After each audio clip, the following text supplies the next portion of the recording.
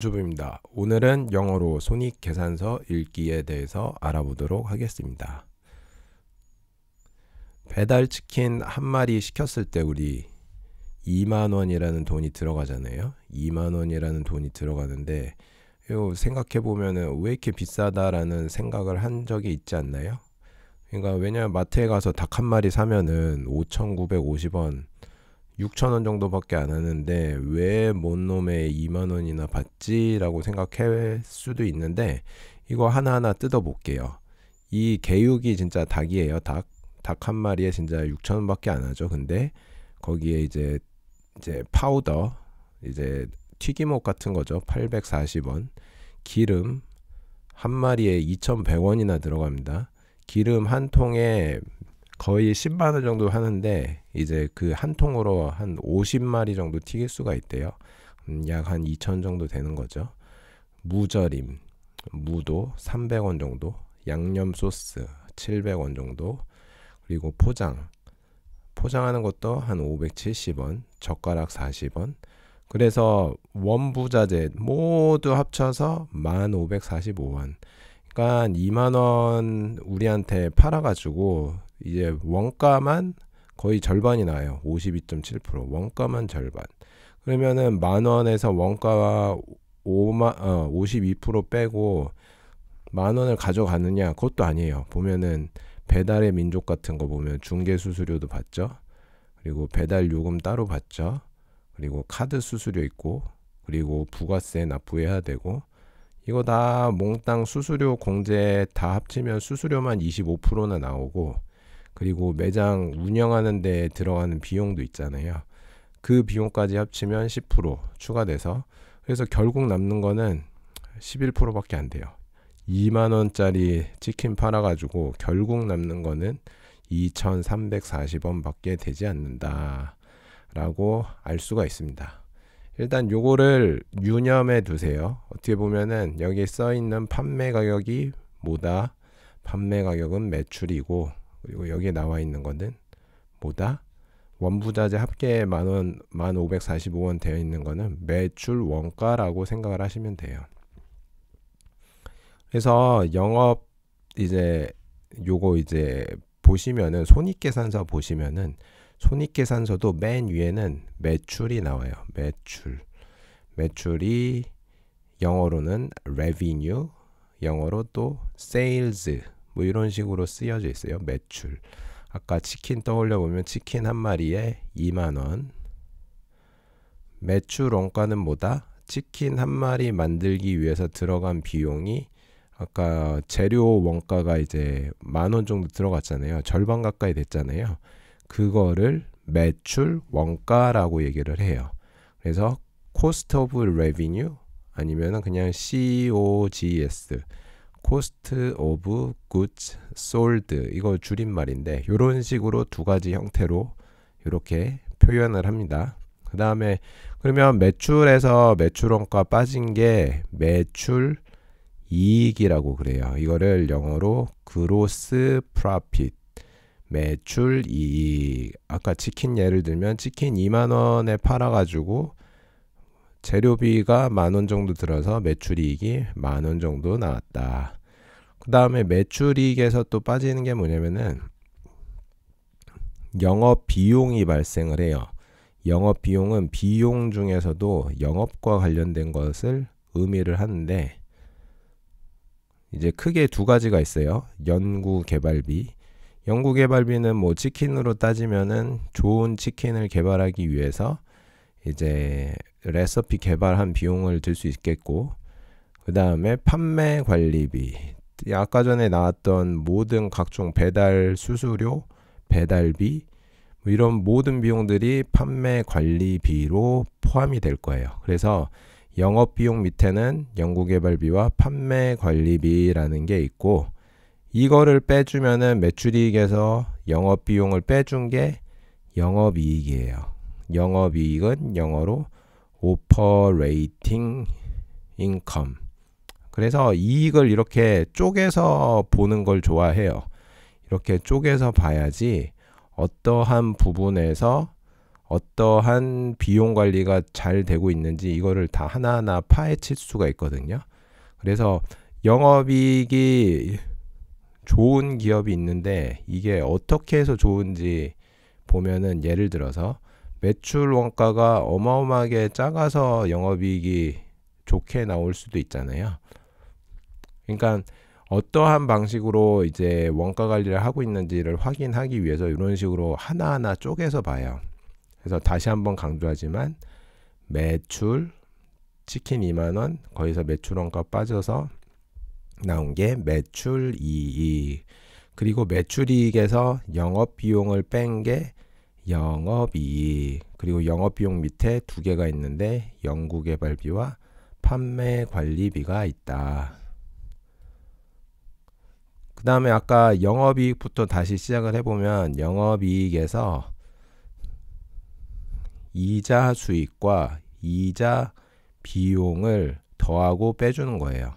그래서 이거는 따로 관리를 하는 거예요, 이자는. 왜냐하면 이자 수익과 이자 비용은 영업과 관련된 이익이나 영업과 관련된 비용이 아니기 때문에 따로 빼서 관리를 해줘요. 영업이익 밑에 써준 거예요. 그래서 이자 수익과 이자 비용, 그리고 그 외 손익. 그 외 손익, 예를 들면은 뭐 치킨집 사장님이 치킨을 벌어서 돈을 번 것도 있겠지만, 주식을 해가지고 주식으로 돈 벌었을 수도 있잖아요.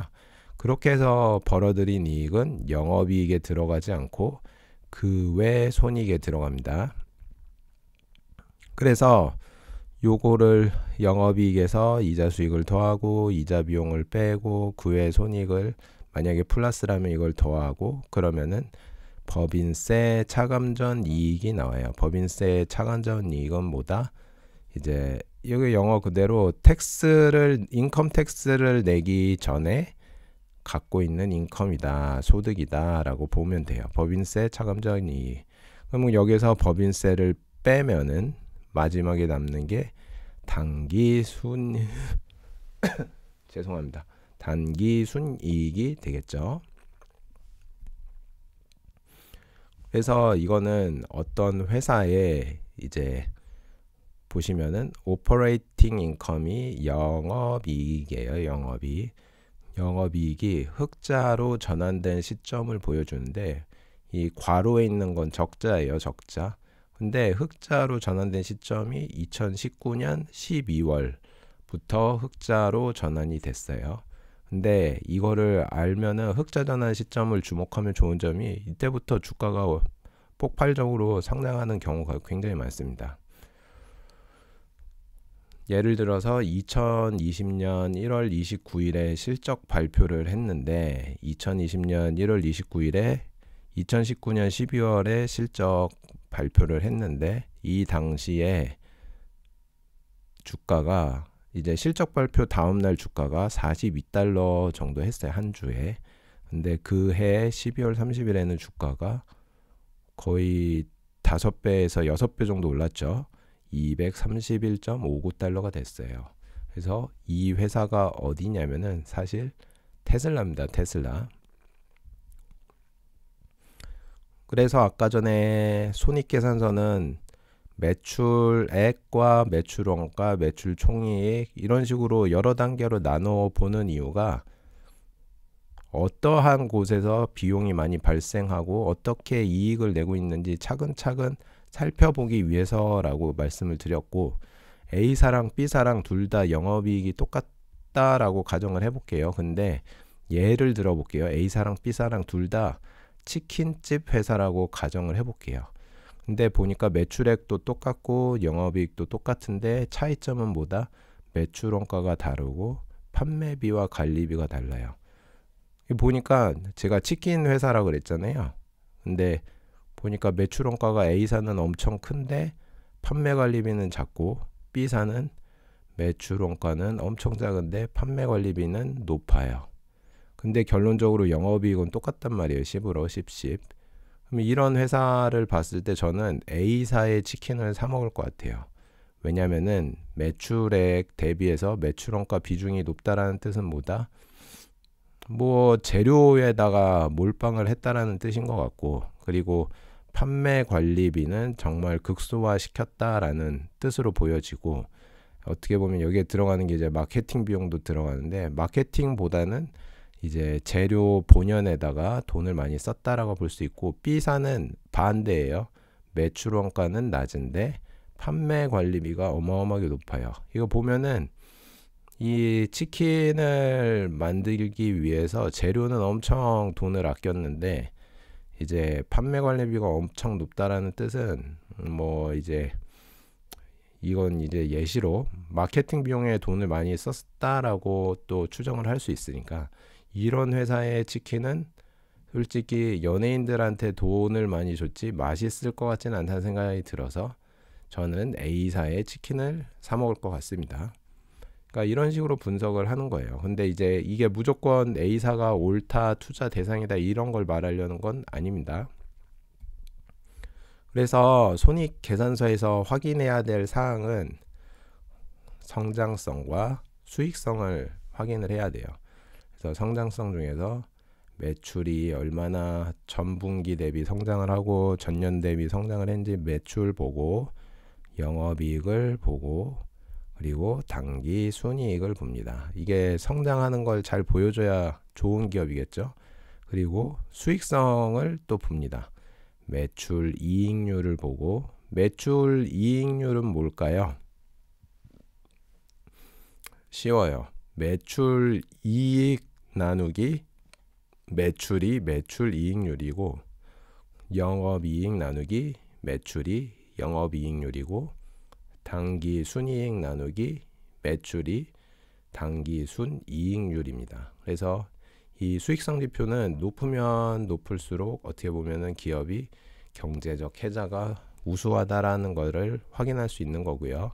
그래서 이거를 활용해서 어떻게 좋은 주식을 찾는지 확인해 보면은, 자 이제 여기 핀비즈라는 데를 클릭해서 들어가 보면은, 지금 제가 미리 세팅을 해놨는데 우리가 지금 배운 거 성장성과 수익성, 자 성장성 지표로 X축에 매출 성장하는 속도가 지난 5년 평균, 이 속도를 X축에 넣어주세요. 그리고 Y축에는 Profit Margin이라 되어 있는데, 이 Profit Margin이 당기 순이익률이에요. 당기 순이익률이 뭐라고 했죠? 당기 순이익 나누기 매출. 이걸 클릭합니다. 그러면은 보세요. X축이 뭐라 그랬죠? 세일즈 그로스, 매출 성장률, 그리고 프로핏 마진, 당기 순이익률. 그러니까 위로 올라갈수록, 그리고 이쪽으로 갈수록 좋은 기업이라는 뜻인 거고, 그리고 지금 현재 보이는 게 엔비디아라는 기업이 이쪽에 보입니다. 그래서 이쪽에 보면은 인덱스를 이제 설정을 해줄 수도 있고, 그리고 여기에 섹터를 지금 기술주만 했죠. 근데 섹터를 뭐 예를 들어서 다른 뭐 커뮤니케이션 서비스로 바꿔볼게요. 그러면 이렇게 바뀌어서 나와요. 지금 현재는 프로핏 마진이 제일 높은 기업이 보니까 메타네요. 메타가 프로핏 마진이 제일 높고, 지난 5년간 세일즈 그로스, 매출 성장 속도가 거의 20%에 육박하는 기업이 메타입니다. 그래서 이런 식으로 한번 만져서 어떤 기업이 좋은지 한번 찾아보세요. 그리고 이거 수많은 기업 중에서 저는 일단은 마켓캡이 메가캡인 회사만 지금 설정을 했는데, 여러분들이 이제 조그마한 좋은 기업 찾기 위해서 다른 것들도 클릭하면서 한번 찾아보시면 좋을 것 같습니다. 그래서 오늘 수업은 여기까지 하고, 다음 시간에는 현금 흐름표 읽는 것에 대해서 알아보겠습니다. 감사합니다.